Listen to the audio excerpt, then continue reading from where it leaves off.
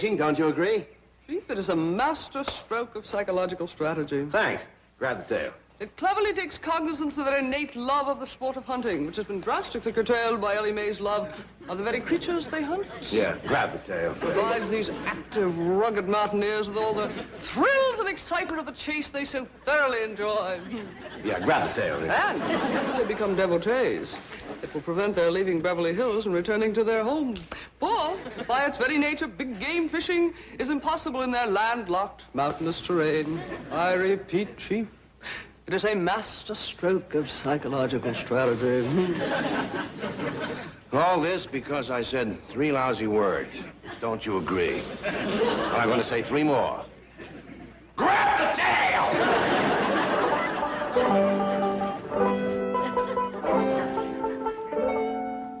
Granny, me and old Duke here is plumb tuckered out. We walked clean over to the golf pasture looking for some game. What'd you get? We got mean mouthed and stick chased out of there. You mean you come home with nothing, empty-handed again? Well, we did manage to find a few of them golf eggs. Throw them out, Jed. They just can't be cooked. I boiled them and porched them and fried them. And they still come out gummy as an old boot. Doggone it, I wanted some fresh game meat. Well, looks like we's caught betwixt and between, Granny. Folks don't want me shooting the gun, and when I snare the game, Ellie makes a pet out of it. Uncle Jed, Granny! Come see what Mr. Drysdale and Miss Jane brought us. A great big old fish about this long. Fish that size must be a channel cat. Yeah, some catfish rolled in cornmeal, deep fried. Ought to taste pretty good right now, huh? It sure would. Come on, let's go.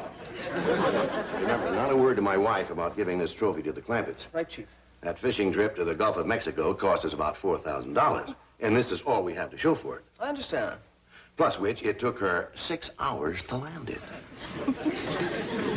Well, doggies, that is a big fish. Ain't no catfish. Looks like a carp. No, this is a tarpon. That's a saltwater fish. Oh, you cook them in salt water, do you? No, it lives in salt water. The tarpon is a noted deep-sea game fish. And I want you to have it for your game room.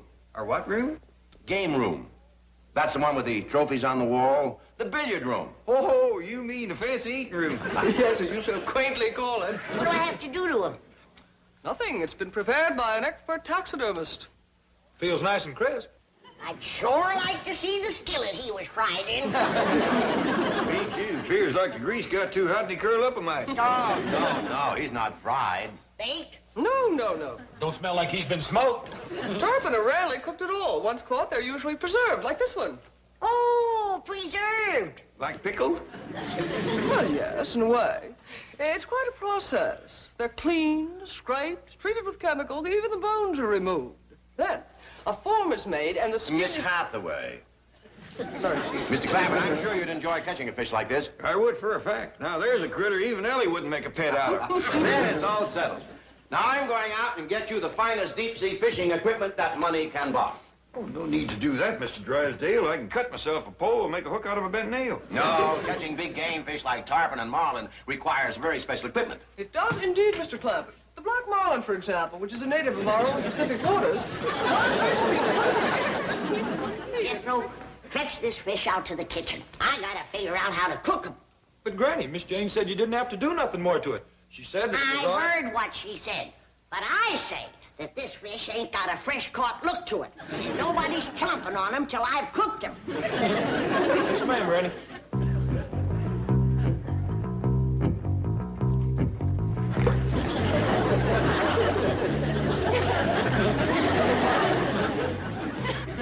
She's right. It could use some tendering up. You're gonna commence a tendering up, you wall-eyed, ocean-going varmint. You cooking that fish? I ain't giving him a bath. Jane said he already been prepared by expert something or other. Taxi driver. That sounds like it, yeah. He better stick to driving taxis. He don't know shucks about fish. I've been boiling this rascal for 2 hours, and he's still tough as harness leather. You know what it could be, Granny? What? Swimming around in the salt water all them years is what toughened him up. You know what brine will do to any kind of hide. I know what it's done to his hide. Why, I've dulled 3 knives trying to cut him up. Finally had Jethro fetch him out here and throw him into my big kettle hole. And cooking them 2 hours ain't soften them up none? Not one smidgen. And I've had both ends in the water. Granny, we's hungry. Ain't that fish ready yet? That fish ain't never gonna be ready. Well, let's go catch one of our own. Yeah, with this fish winding machine. It'll be a freshwater fish if I cook it. I'd as leave try to stew an alligator as that thing. Come on, Jethro, let's dig some worms. Now, hold on. I reckon it'd hurt Mr. Drysdale's feelings considerable if he was to find out we didn't eat his fish. But, Uncle Jed, I pretty near broke a tooth on that thing. And if Jethro can't bite through it, nobody can. How about Rusty, my cat? He's had his eye on it ever since Jethro fetched it out here. Yeah, let's give it to him. It's a heap of fish for one cat. Don't worry about that, Granny. Appears like Rusty is rounding him up some friends to help.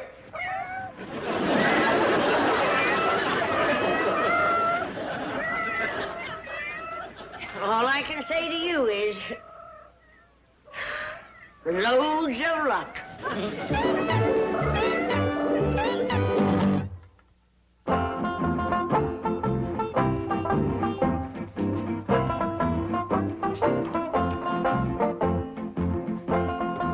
Well, didn't you cut poles for Paul and Granny? Granny's gonna use the new store-bought pole from Mr. Drysdale, and Uncle Jed's gonna try out his new fishing machine. You dig a nice bucket of worms, Ellie? Yes, sir, Pa. They's on the truck. What's that thing you're wearing? Well, this here is a fishing machine harness for holding this here fishing machine. I still say that's a mighty short pole. I reckon it's meant for fishing over the side of a boat, Gran. Ain't gonna get me on no boat. Ain't figuring to. They work just well off a bridge. You know any good fishing bridges, Jethro? Only bridge I know goes over the Los Angeles River. Ain't nothing like a river for catfish. Let's get going. Wasn't much water in it last time we was there. Maybe the beavers had it dammed up. If May's still there, can I bring home a beaver? No more critters. Quiet down, Granny. We ain't bringing home nothing but fish. Let her roll, Jethro.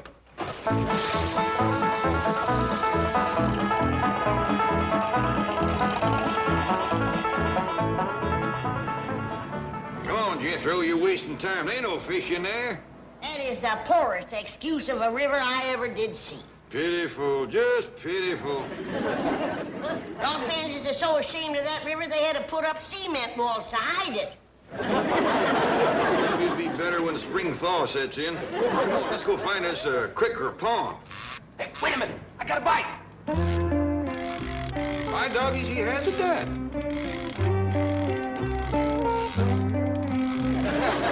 Gilly, fetch my pole, quick! What for?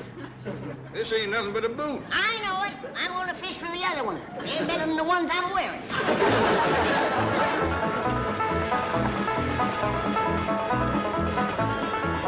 You youngins wait here. Granny and me is going in and talk to Mr. Drysdale. Yeah, I have a few things to say that you might oughtn't to hear. Him and his Beverly Hills fishing. Now, simmer down, Granny. We'll get it straightened out. Keep an eye on the poles and stuff. Guess what, Chief? What? You're taking the Sea Witch tomorrow. I am not. You know she doesn't get along with the Clampetts. The Sea Witch is the boat you've chartered. Oh. Well, don't scare me like that.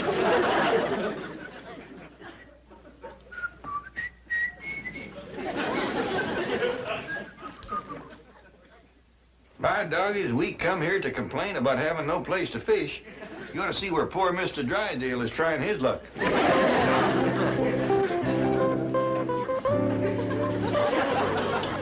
Granny, Mr. Clampett, come in, come in. Mr. Drysdale, are you catching anything out of there? Well, I wasn't really trying to catch anything. We was trying. What did you get? One old boot, and it don't fit too good. I thought the hunting around here was poor, but the fishing is really miserable. We found a pond with some fish in it up the street yonder. The one with the spring and the bubbles coming out of in the middle. Oh, that's a municipal fountain, and those are goldfish. I hope you didn't try to catch any of those. Oh, yeah, we caught a lot of them, but we threw them all back. The biggest one was no better than that. Mr. Clampett, Granny, tomorrow you will have the fishing experience of your lives. I have chartered a boat. I ain't setting foot on no boat. Granny, you'd be perfectly safe. It's quite large, and there's an expert crew aboard. I ain't getting on no boat. But you love it, Granny. Wait till you experience the thrill of hooking a giant barracuda, I ain't going. of fighting sea bass, I ain't going. bonita, albacore, I ain't going. yellowtail, You can call me coward all you want. I ain't going. Please, Mr. Clampett, bring her back. I want to explain. I'll bring her back, but you're gonna have a job getting her on the boat. Granny's right fond of fishing, but she likes to do her rocking on dry land. Doggone it. Deep-sea game fishing is made to order for that scrappy little woman.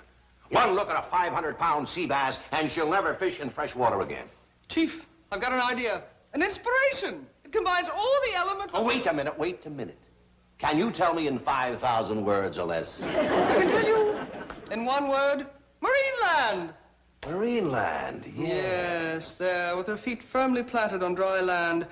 Granny can gaze through glass windows into a huge tank and observe at arm's length specimens of sea life by the thousands, from the largest mammals to the tiniest crustaceans. Now, Granny, it won't hurt you none to listen to Mr. Drysdale. He ain't getting me out on no water. But, Granny, I know how fond you are of fish. I'm fond of ducks, too.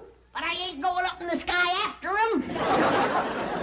Sit down. Well, youngins, we're going fishing after all. Mr. Drysdale told us about a fishing hole that's got 'em all beat. He's going to take us out there first thing in the morning. It's a gymnastic. You can look through a glass window and pick out the kind of fish you like. Some of 'em as big as this truck. Woo! Let's go right now. Yeah. I'm all for that, Jed. Well, I reckon it would spare Mr. Drysdale a heap of trouble. Yeah, where is it, Paul?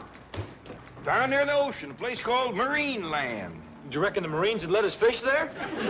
Well, he didn't say nothing about that. Well, they hadn't better try to stop me. I'm catching one of them whoppers for supper tonight. The Marines is real tough fighters, Granny, and they tote guns. Well, let's stop by home and get our guns. Hold on, Granny. We ain't taking on the whole United States Marine. And he called me a yellowtail. Fight him, Granny. Ain't nobody gonna fight nobody. We'll ask them Marines nice and polite, can we fish in a fishing hole? What if they say no? We'll jump that quick when we come to it. Drive on, Jethro.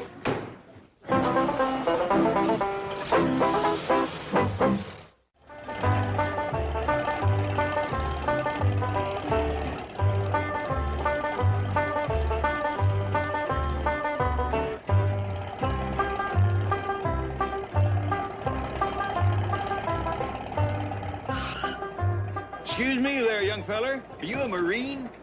No, sir, Air Force. But there's a Marine. Oh, Sergeant. Yes, Lieutenant. These people seem to be looking for a Marine. Yes, sir. What can I do for you? Well, we heard stories about all the big fish there is in there, and we sure would like to try our luck. Be my guest. Well, thank you. Oh, it's a great spot. You'll love it. Big fish, huh?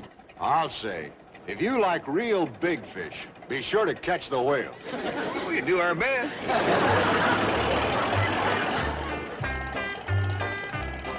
Sure is nice of the Marines to let us use their fishing holes. Yeah. Hey, this looks like a good one. Pull up here, Jethro.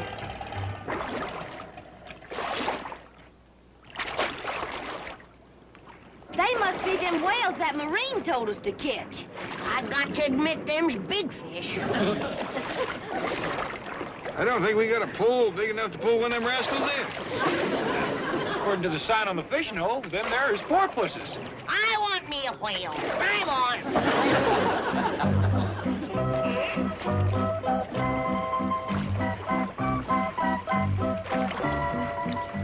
What's these critters?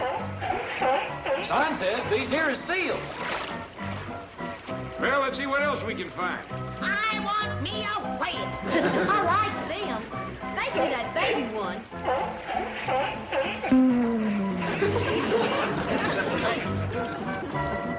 This here's the biggest one yet. It's a dandy. Is this where the whales are supposed to be? That's what the sign says. I don't see no fish. Maybe you got to drop a line in and get a bite. Put a hook on my line, Jethro. Yes, sir, Granny. Terry May, I'm gonna catch me the biggest whale there is in there. Fish me out a nice big fat worm.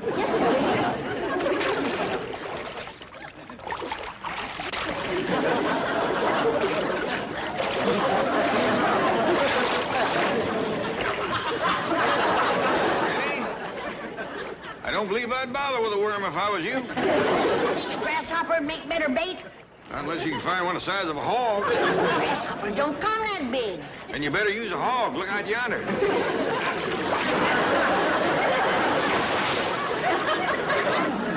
Here he comes again.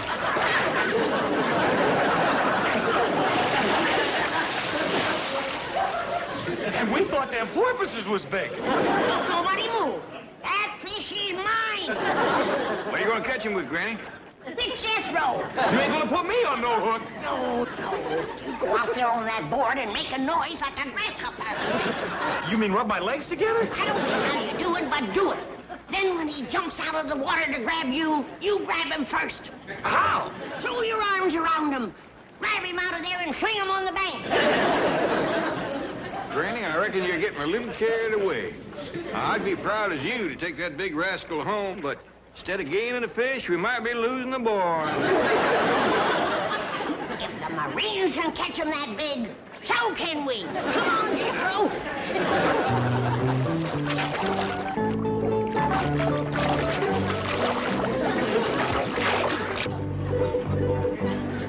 Go on, Jethro, go on. All right, but you come with me.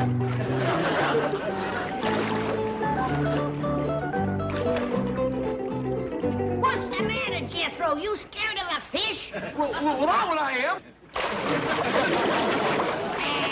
Here's a whole bucket of fish. Why don't we take these home? Then we don't have to bother that big ugly rascal. Give him one.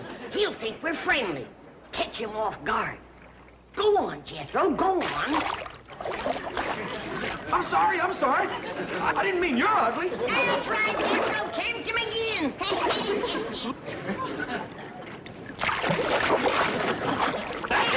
That's it.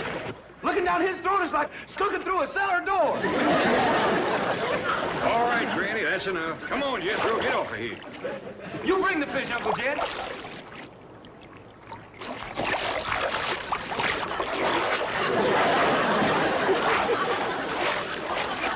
Wants another fish, Jed? Here's one for you, young fella. I think this whale wants them all.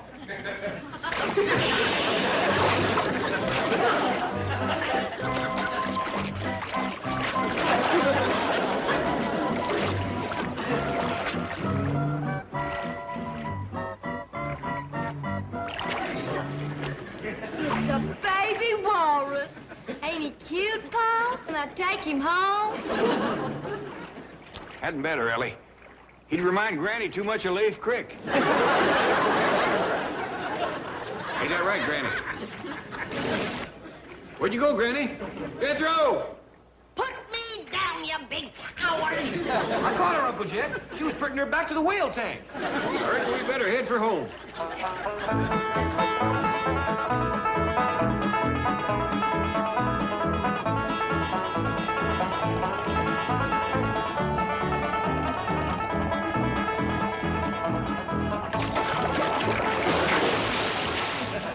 be back, you overgrown big mouth varmint. And this time I'll get you. You're mine, do you hear?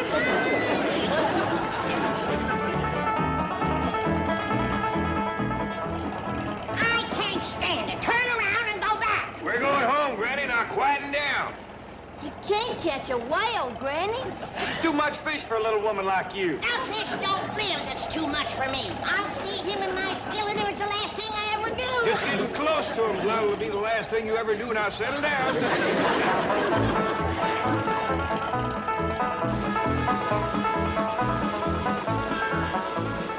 I know what I'll do. I'll roll him in cornmeal. That's what I'll do. Deep fry him.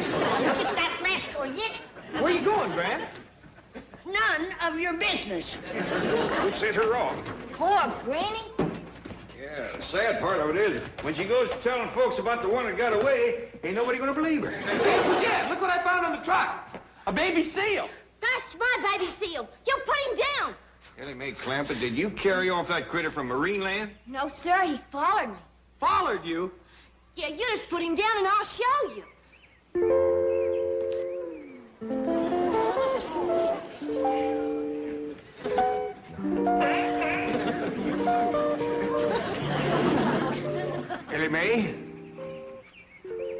followed you to the truck, but he didn't get up by himself.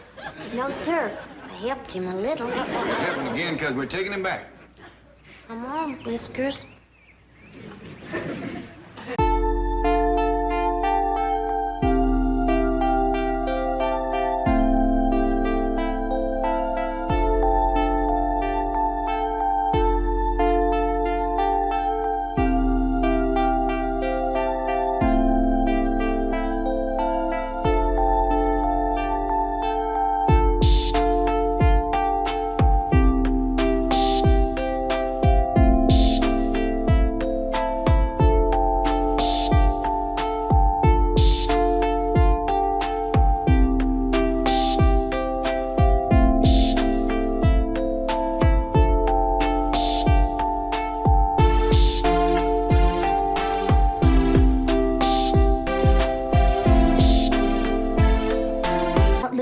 Keep you company while you're sick in bed.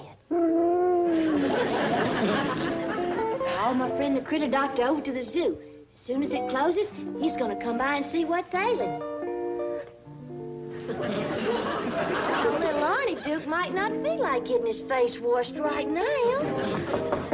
Ellie Mae, you in there? Quick, Arnie, hide on the cover with Duke. Granny don't allow dogs in the bed. You seen anything of old Duke? He ain't showed up for his victuals. Well, Great Duke's kind of ailing. I reckon that's why he didn't show up for his victuals. He's gonna be all right. What's that moving around in your bed?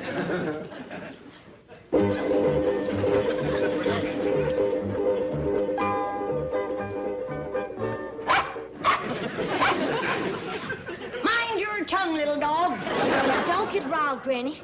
Duke's been feeling poorly, and I didn't want him crawling under the house like he usually does where the critter doctor couldn't get to him. Well, that's mighty kind of you. Crawling under the house ain't so easy anymore at my age. But I didn't mean you, Granny. I meant the real critter doctor. What did you say? I said I called the real critter doctor, the one over to the zoo that's been to college, you know. Are you telling me that I ain't fit to doctor a dog? Oh, no, ma'am, Granny. I've doctored this family man and beast for 50 years. I've tonicked everything from cats to cousins and never a complaint. Holler about, Granny. Dad, you gonna paddle this young'un or should I do it? Oh, what she's done at once paddling. Old Duke is ailing. I think she called me to doctor him. No, I ain't good enough. Yeah, Granny, I don't think Duke is ailing that much. Well, she called that smart alecky college boy critter doctor to come over here. College boy, huh? Now, Granny, Dr. Martin ain't no smart alecky college... Don't back-talk me, girl. Well, if you're gonna get so riled, I'll just call the doctor and tell him not to come. Hold on, Ellie. Maybe it's a good idea for you to call that critter doctor and tell him to come on over. What did you say? Don't play off the handle. Come on outside. I'll explain it to you. You don't have to explain nothing to me, Jed. The handwriting is wrote on the wall big and plain. Granny, go home. Granny, we don't need you no more. Granny, you is good for nothing. Get out from underfoot. Now, Granny. Now, he says. Don't wait, he says. We through with you, he says. All right, Jed. Just send my poor old weary bones back home. Rest in peace in the hills.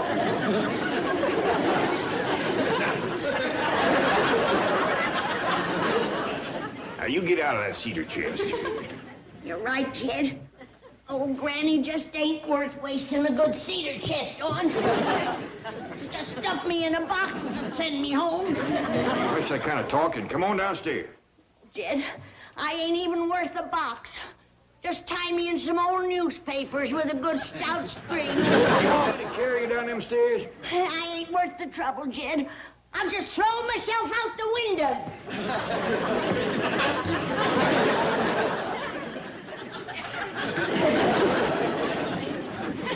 You can gather me up in an old gunny sack. And if that's too much trouble, you can stick me in an envelope and mail me home. Talk downstairs, Granny.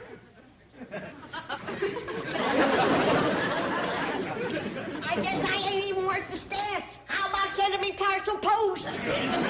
It ain't Duke I want the critter doctor to come see. It's Ellie Mae. She ailing? Of course not. But he might be just the beau we've been looking for that girl. You think so? I knowed he was a college boy. I'd had him over before this. He's always talking about how nice he is and good with critters. But suppose he's married already? We'll find out. Ellie Mae, if he ain't, we'd ask him to stay for supper. Yeah. Yeah, Pop? Granny had a good idea. Why don't you call that critter doctor and ask him to bring his wife and stay to supper? Well, thank you anyway, Granny, but he ain't got no wife. Oh, now that's too bad. Well, ask him to stay to supper anyway.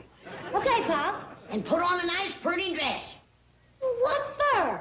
Cat fur to make kitten breeches. Do as I tell you. Oh, look! Oh, Duke's well. Now we don't have to bother Dr. Martin at all.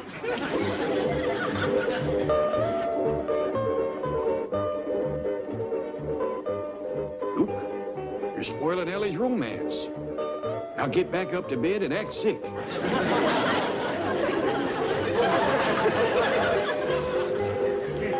Duke had a relapse.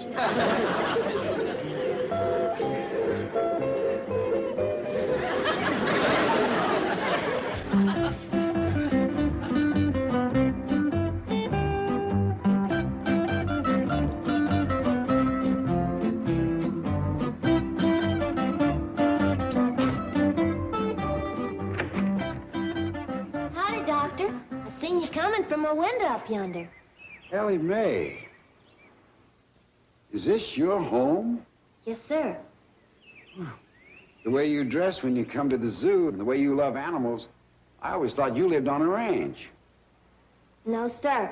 This is all we got.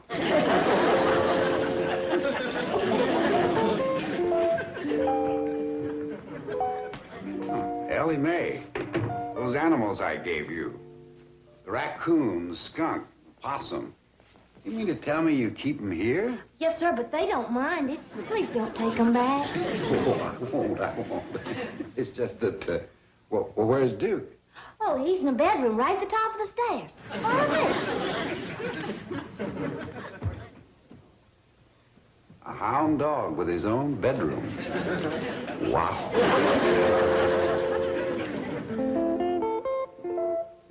Doctor's here now. You ain't gonna be sick no more.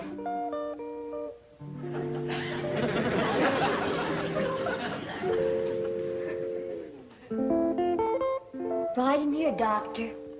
I hope my animals at the zoo never find out how yours live.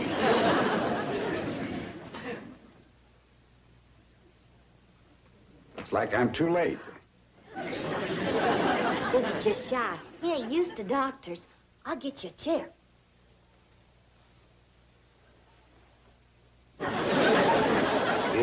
If you're a hound dog, you got real problems.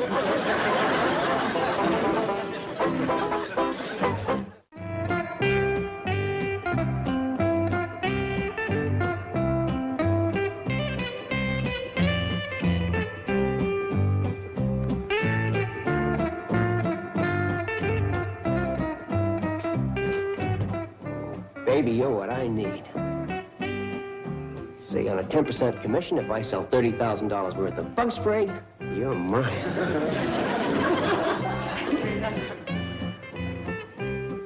What you looking at, Granny? The critter doctor's out there. Dandy-looking young fella. I sure hope he ain't toting more varmints. Oh, Ellie. Get a move on, Ellie. I'll fetch him in and see if his intentions is honorable. Now, wait a minute, Granny. We don't even know he's here to court Ellie yet. You scare him away before they said howdy. Critter doctor's here? Yes, Ellie. We know that. Granny and me will wait in the kitchen. You call us out to meet him after a spell. Now, Ellie, that's a might nice-looking young feller at the door. You be nice to him. How do you do if I may have a few moments of your time?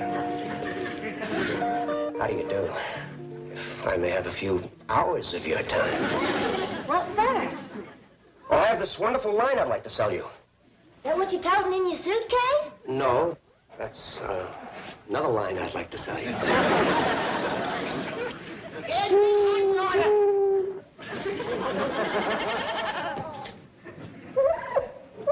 Jed, them pesky varmints have learned to open the back door. Simmer down, Granny. I'll help you round them up. Jed, I've been thinking. We hadn't ought to let that critter Dr. court Ellie Mae. Why not? 'Cause he's the one that give her all these. If he comes courting on a regular, we'll end up with more varmints than the zoo. Yeah, look on the bright side, Granny. She's got everything. Ain't no new ones he can give her. You are the most complete line of insecticides and pest control products money can buy. Fly spray, mosquito ointment, moth cakes, roach pellets. You name it, I've got it. How about going in there where I can sit down? Oh, fine dandy. There's a nice soft sofa to sit on. I like you. You know, I like you a lot. By the way, my name's Jim Gardner. Mine's Ellie Mae Clampett. You know, if I make enough sales today, and something tells me I will, I might just ask you out to dinner. Yes, sirree. Hey! Hey, beautiful! Where are you? Hey, come on in. Hey, gorgeous! Stop your yelling, I'm coming. Are you the housekeeper here? Well, I try to be. But it ain't easy with all them varmints underfoot. Varmints? Yeah, them pesky little critters. You know the ones I mean. Why, out in my kitchen right now, they were crawling all over my sink. Madam, you are just the person I want to talk to. Now, let's start with roaches. You know how to take care of those little critters? No, and I don't want to learn. I got enough to take care of now. Look, let me show you the easy, pleasant way to take care of them. No muss, no fuss, no bother. Just place one of these roach pellets in a dark corner and where they can get at it, and presto. I ain't got none now, and that's the way it's going to be. All right, all right. How about ants? Do you have any ants? Not in the house, I ain't. You'd be surprised how many beautiful Beverly Hills mansions have ants. I don't care what these squirrely Beverly Hills folks have in their house. Me and ants don't get along. And what you want is ant syrup. Ant syrup? Sure, they love it. They'll come from everywhere to get it. Do you know what kind of a doctor you are? You're a dad-blame bug doctor. That's what you are. Exactly. You show me a bug, and I'll show you what to do for it. Luke's fine. Just give him a little outdoor exercise. Now, don't you forget Grandpa's expecting you for supper. I'll be back, I promise. I'm very anxious to meet both of them. There. Now, isn't that a pleasant, fragrant odor? Why, it's a regular perfume. Not bad. What's it for? Flies. Flies? Flies and mosquitoes. I swat them pesky things. Use this on them, and you'll never swat another one. Close up your bag of bug riddles and get out of my house. Let me show you what I have for spiders. Out before I throw you out. Quieten down, Granny. I thought you was going to wait till Ellie called you. He called me this dad-blame bug doctor. Thought I told you to get out of the house. Now, hold on, Doctor. You just happened to catch Granny in a cantankerous mood. I'll quiet her down. Why don't you sit down? Make yourself to home. We'll have supper in a bit. He ain't staying for supper. Yes, he is. No, he ain't. Yes, he is. I ain't feed him. If he's hungry, let him eat his fancy bug riddles.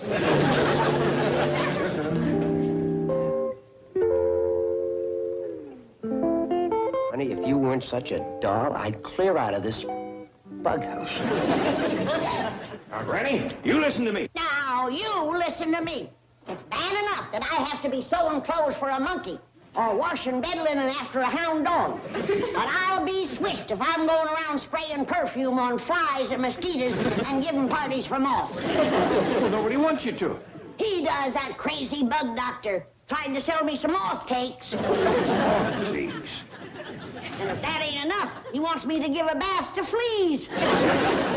Granny. It's true. Tried to sell me flea soap, flea shampoo, and flea dusting powder. Look how frisky old Duke is now. The doctor sure fixed him up. See, Granny, he's a critter doctor. He's a bug doctor. Don't you have nothing more to do with him, Ellie.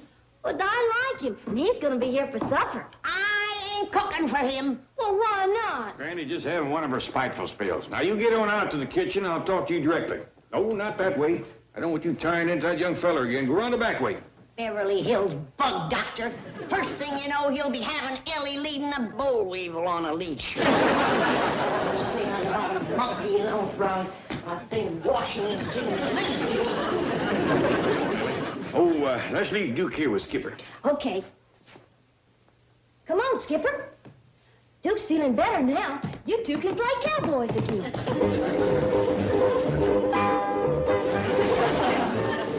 I'll be doggone. They do play cowboy.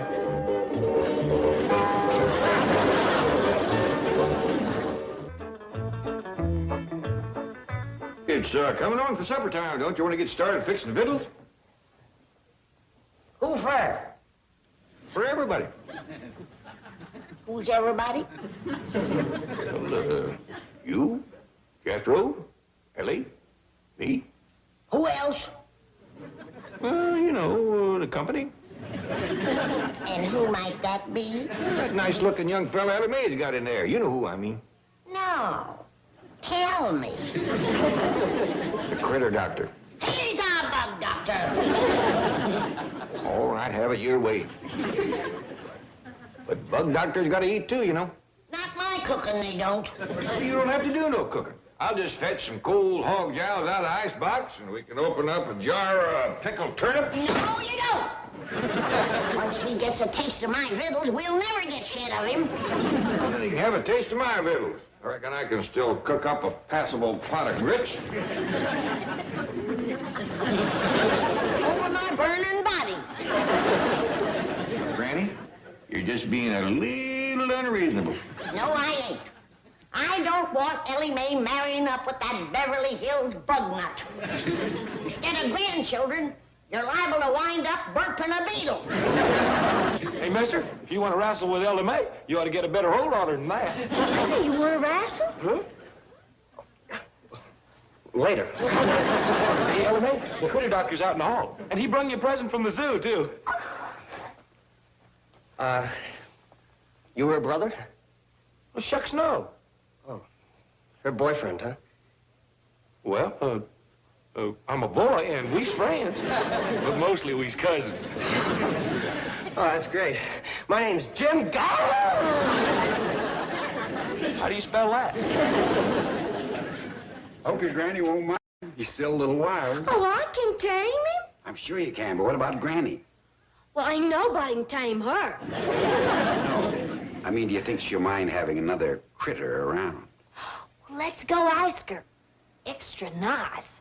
I'll be as charming as my years will allow. Oh, Ellie Mae, let's put him back in here. In you go. In you go.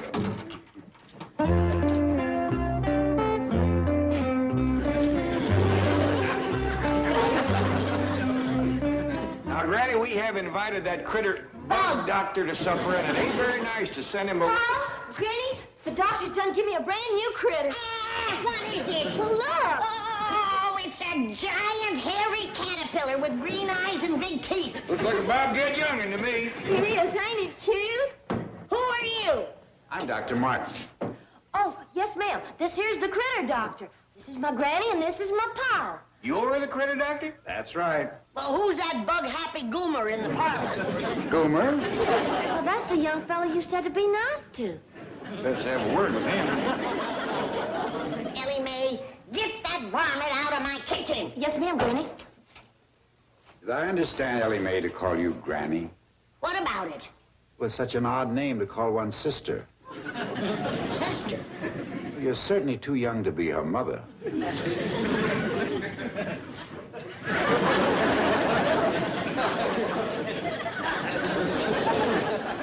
you must be related, because you have all of Ellie Mae's wonderful features. Her beauty of face, figure, her irresistible charm, her sweetness, and her loveliness. Well, I don't know whether it's your talk or this stove, but I'm commencing to warm up to you. What'd you say his name was again, Jethro? It's Jim Gar. Oh, mighty pleased to meet you. Same here. Actually, my name's Jim Gar. How you spell that? I just won't take no for an answer. You're staying to supper. How can I refuse such a gracious invitation from such a lovely lady? You're kind of slighting this one, Doctor. Well, Granny, I don't know whether it's your talk or this stove, but I'm commencing to warm up to you. What do you say his name was again, Jethro? It's Jim Gar. I just won't take no for an answer. You're staying to supper. How can I refuse such a gracious invitation from such a lovely lady? You're kind of slighting this one, Doctor. A home-cooked meal would be a real treat for me. I usually eat in a restaurant. Well, you're in for a feast tonight. We'll start off with some crawdad tails, deep-fried in possum fat, crispy and crunchy, and then some owl soup. Owl soup? Barn owl. And then the special dish, stuffed gopher. You mean, gopher? That's only the beginning. Granny, that little bobcat's just getting along dandy with all my other critters. Can he stay? Well, I reckon so. That young fella wants to know, can he take you out for supper? That's a wonderful idea. Hold on, Doc. You're my date.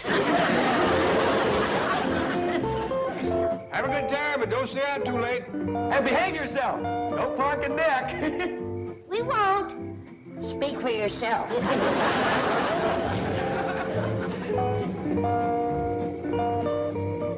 Uncle Jed, I'm gonna have me a car just like that.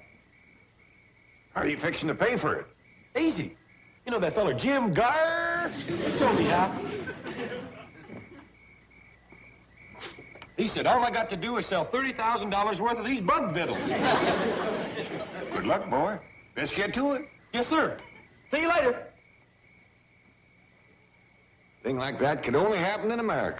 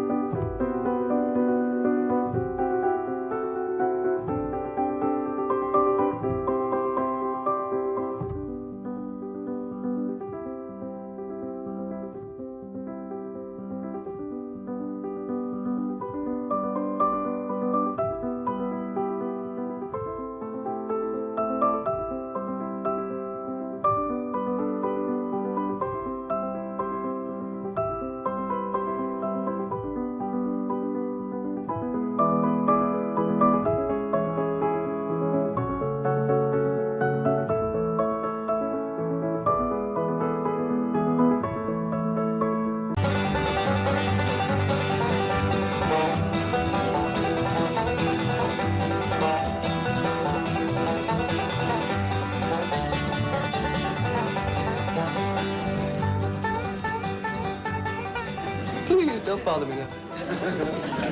Later, later. This is flat Scruggs. You. Yes?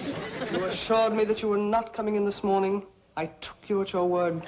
And if a secretary cannot trust the word of her employee, then I ask you, whom can she trust? Gee, I'm sorry. It wasn't my fault. You see, this appointment... Now, wait a minute.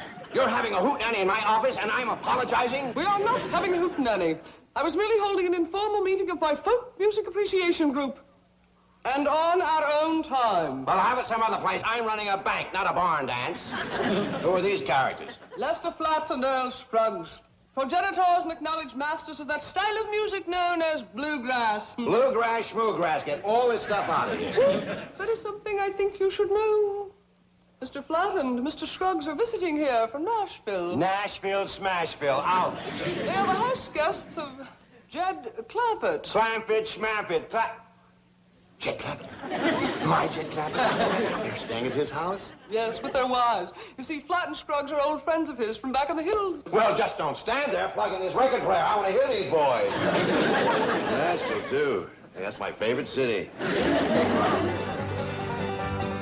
Say, those boys are good. Pipe that music to the bank speaker system, and then we'll drive over to the Clampetts and meet Earl and Lester in person.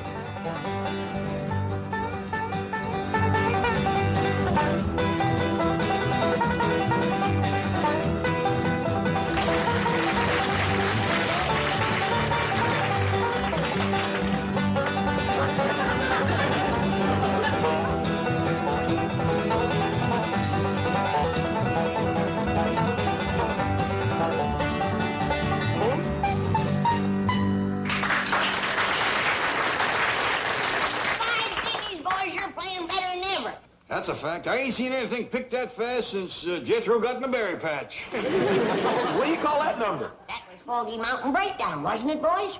That's what we call it in the evening, Granny, but if we play it before noon, it's called the Louise and Gladys Wake Up. Yeah, it's the only way we can get our wives out of bed in the morning. Well, that's what we get for married city girls. Well, city or country, I bet that opened their eyes. I'll go get breakfast on the table. Well, we'll help you, Granny. I've done had my breakfast, and I'm late for school now. So long, Jethro. Yeah, behave yourself. See you later. Don't forget your lunch. Don't worry, Uncle Jed. I got it. You know, Earl, I don't hear her wives stirring around up there yet. Let's give them another blast. Good idea. Jed, how about stomping the course this time? Well, I don't know if I can stomp fast as you can pick, but I'll do my best. Let it go, Earl.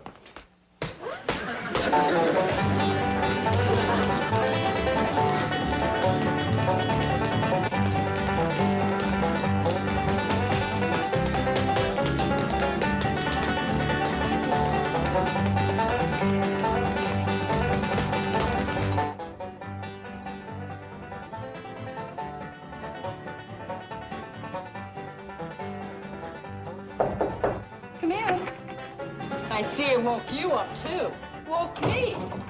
I think it woke my aunt in San Francisco. Imagine at the crack of dawn like this. Why, it isn't even 10 o'clock yet. Well, Louise, that's what we get for marrying country boys. Yes. But you know something, Gladys? I wouldn't trade our husbands for Cary Grant. I wouldn't either. We'd be fighting over him constantly. What are you going to wear today? I don't know. May as well wear our house dresses. I suppose our husbands will want us to continue our cooking lessons from Granny. Oh, no. I'll never learn how to make those country dishes. You know, I flunked grits and jowls yesterday. I don't know how I did on my fatback and collard greens. Did you taste them? Yeah, you flunked. When Lester and Earl asked us to come to Beverly Hills and stay at a millionaire's mansion, I had visions of upstairs maids, breakfast in bed. Dressing for dinner and rubbing elbows with movie stars. So what are we doing? Learning how to make chitlins, Granny style. Oh, do you remember the 3 different kinds? Are you kidding? I had a chitlin nightmare last night. What do you mean? Well, I dreamt I was a chitlin, all 3 kinds. I was hand-slung, stump-whipped, and dog-pulled. Oh, Louise, we've got to get away for a few days. My aunt in San Francisco. We'll fly up and visit her. Marvelous. But will the boys let us go? They will if we approach them right. How's this approach? I like it. Come across the hall and help me pick out my working clothes. I think I hear them stirring around up there, boys. Are you girls out of bed yet? Yes, Lester, darling. How soon will you be down? Just as soon as we're dressed, Earl, sweetheart. Get a move on. We will, Angel. I know you boys picked out a couple of sweet ones, didn't you? Yes, we did, Jed. Sweet and pretty. If Granny can just learn them to cook, we got herself a couple of crackerjack wives. That's the truth. You can't beat a woman that looks city and cooks country. I gotta admit, that sounds good. Say, Jed, how come you ain't married up with one of these pretty Beverly Hills women? Why, shucks, Lester. These fine, high-stepping society fillies ain't about to jump into double harness with an old country plow horse like me. Now, we done all right, and you wouldn't exactly call us Kentucky Derby winners. I tell you, Jed, these city women make fine wives. That's the truth. Them lazy women of yours ready for breakfast yet? Not quite, Granny. Well, here's some chitlins they made last evening. I thought maybe you'd like to try them. I would. My wife talked about them in her sleep last night. Well, shall I throw them out? Oh, don't do that, Granny. Earl and me want these. You do? You betcha. Lester, you thinking about the same thing I am? I reckon so, Earl. Let's try. You're right. They're dandy.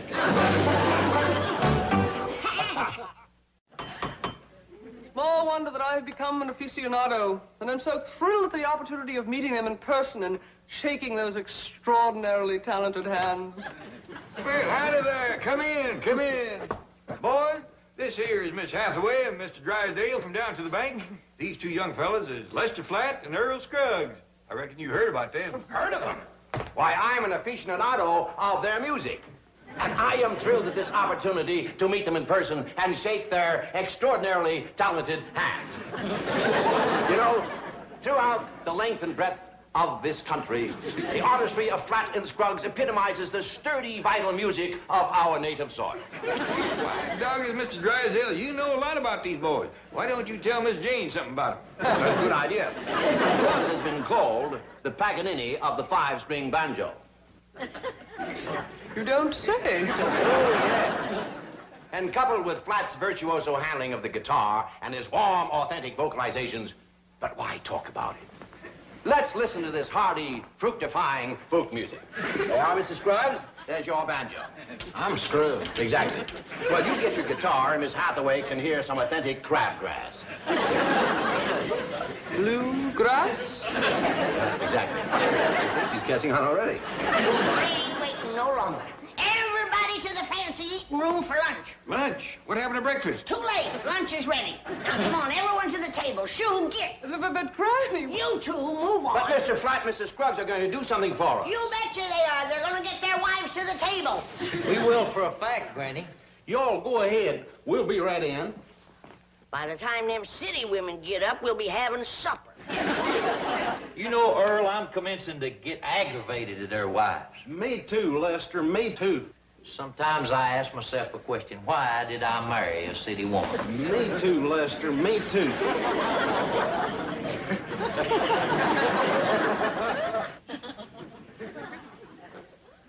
Earl, I just got the answer to my question. Me too, Lester, me too. Now, boys, put me down. Put me down. You deserve to be carried, Granny. You're the queen of the kitchen. Yeah, sit here on your throne and we'll send our wives in for another cooking lesson.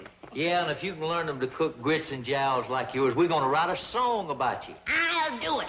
Did you tell them to get into some working clothes? Yeah, they had some foolish idea about going to San Francisco, but we put a stop to that. Where did we go wrong, Louise? Should have asked them before lunch. Once they tasted Granny's victuals, it was no contest. Well, let's forget about San Francisco and go back to cooking school. No, wait. I can't face another lecture on advanced grits and jowls. There's gotta be some way of playing hooky. You ought to be ashamed of yourself, making me climb up that there tree after you. I just wanted you to meet our company. This here's my bobcat. Want to hug? No thanks. Don't be scared. You won't hurt him. What's the trouble, ladies? Really, May Clampett, you know better than to bring that bobcat in the house. Now get him out of here. Well, yes, sir, Paul. Come on, Bobby. We'll just climb back up that third tree. I sure wish somebody'd take that young'un in hand and make a fine lady out of her. That'd be quite a job. Not in San Francisco. I beg your pardon? Well, Gladys and I could do a lot for her, but we'd have to get her away. From her critters and things. Yes, to a city like San Francisco. And I got to admit that Beverly Hills ain't done a lot to help her. Oh, but I couldn't ask you ladies to give up your cooking lesson. Ask us, ask us. Are you boys planning any personal appearances while you're out here? Well, just one, Mr. Drysdale. We're hoping to play for Jed Clampett's wedding. What's this? Mr. Clampett is getting married? Well, if we could sell him on the notion, that's one reason we brought our wives along. Right, Earl? Yes, we hope it'll answer this question. Can a man from a little cabin in the hills find happiness as the husband of a beautiful and educated city woman? You two certainly seem to have found happiness. Pretty near, pretty near. Yeah, just a grit and a jowl away. Well, speaking of your beautiful, sophisticated city wives, how did you happen to meet them? We were playing an engagement in New York City, and we held an audition for girl singers. Yeah, there must have been 300-400 girls showed up. And Gladys and Louise stood out from the crowd. They must have had beautiful voices. You know something, Earl? We never did find out if they could sing. Chief, that's how we can find a wife for Mr. Clampett. What? Well, he's too shy to look for himself. But if Mr. Flat and Mr. Scruggs hold another audition right here, he'll meet dozens of beautiful girls in spite of himself. Say, that's a good idea. Now, hold on. Their wives might not think so. Yeah, they know we don't need a girl singer. Yes, that's right. With their wives around, there might be trouble. Oh, that's too bad. Sorry to be so long getting Ellie out of the tree, but I don't climb as spry as I used to. Paul says you're taking me to San Francisco. Well, yes, if our husbands will let us. Well, let's go ask him. You do the talking. Be glad to. Now, come on, Ellie Mae. Go on upstairs and get yourself packed.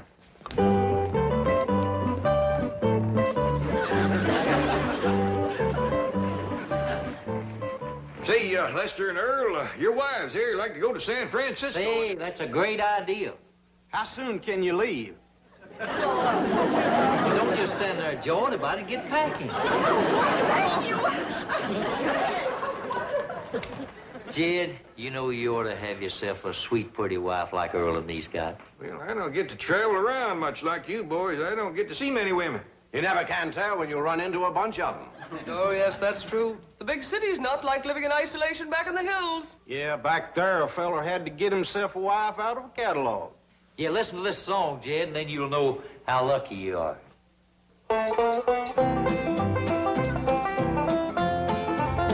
Get you a mail-order bride. A hillman leads a lonely life. A hillman needs a loving wife. A mail-order bride. He's got a mule, he's got a dog, but what he needs from the catalog is delivery of someone to love without fail. Without fail. Without fail by the U.S. mail. She'll help him raise a chicken. She'll cook and sew and bake and have him raise a dick and rub away each ache. She'll help him raise a brand new barn, and then she'll play her ace. She'll raise a little ringer just to have her around the place. Get you a mail-order bride. She'll burn her brand right on your heart, and you won't even feel it smart. A mail-order bride. As you ride home the long last mile, she'll make you feel it was all worthwhile. You'll be full of pride, so satisfied. You order a mail-order bride.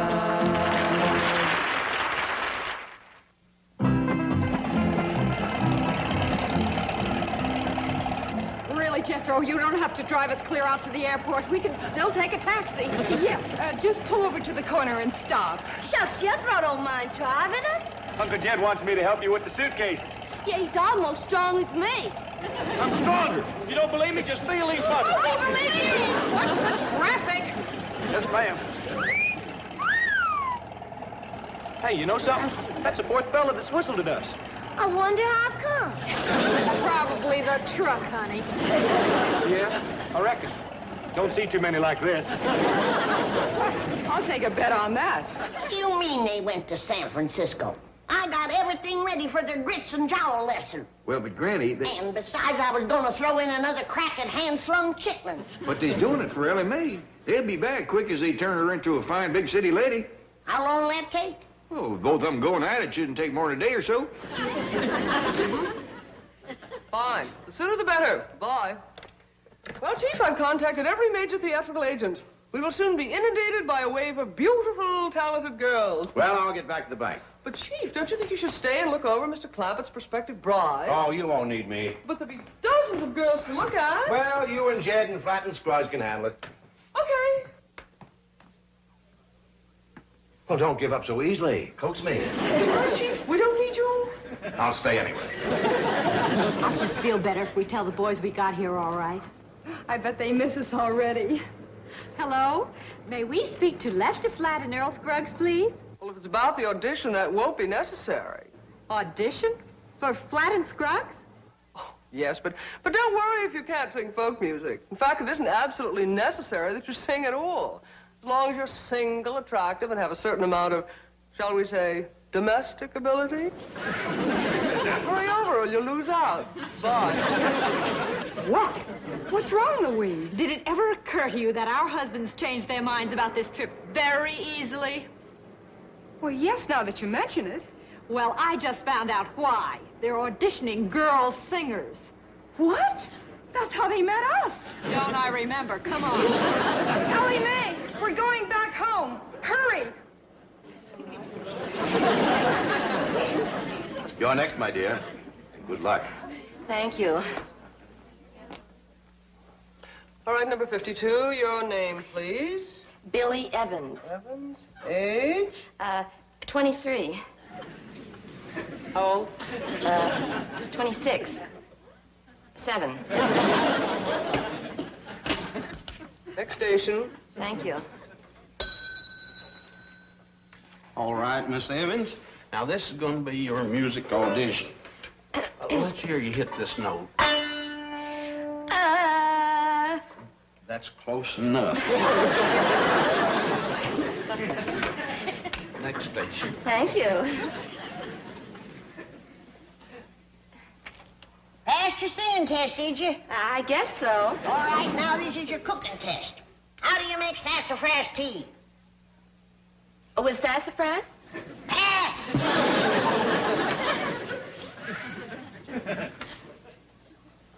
Now, let's see you sweep. All right, ma'am. Thank you kindly. That'll be all. Right out this door, please. Thank you, ma'am. Well, Jed, what did you think about that one? Well, it sure beats me, Lester, how you can pick a singer without hearing her sing. Well, Jed, you know, the finest career that a woman can have is getting married and making a home. Now, what did you think about her as a possible wife? For who? Well, you, for instance. Now, Lester, you've been edging around with that question. I think I ought to tell you something. Yeah, what's that? If I ever do get married, I want to keep my wife here at home. I wouldn't cotton to her traveling around with your foggy mountain boy.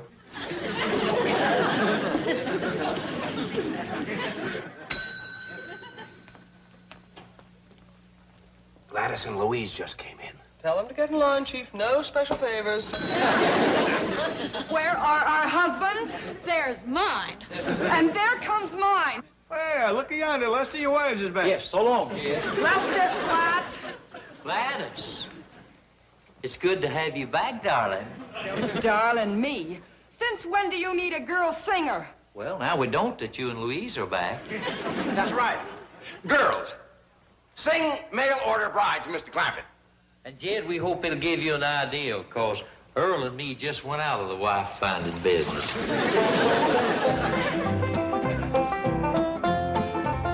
Get you a mail-order bride. A hillman leads a lonely life. A hillman needs a loving wife. A mail-order bride. He's got a mule, he's got a dog, but what he needs from the catalog is dear.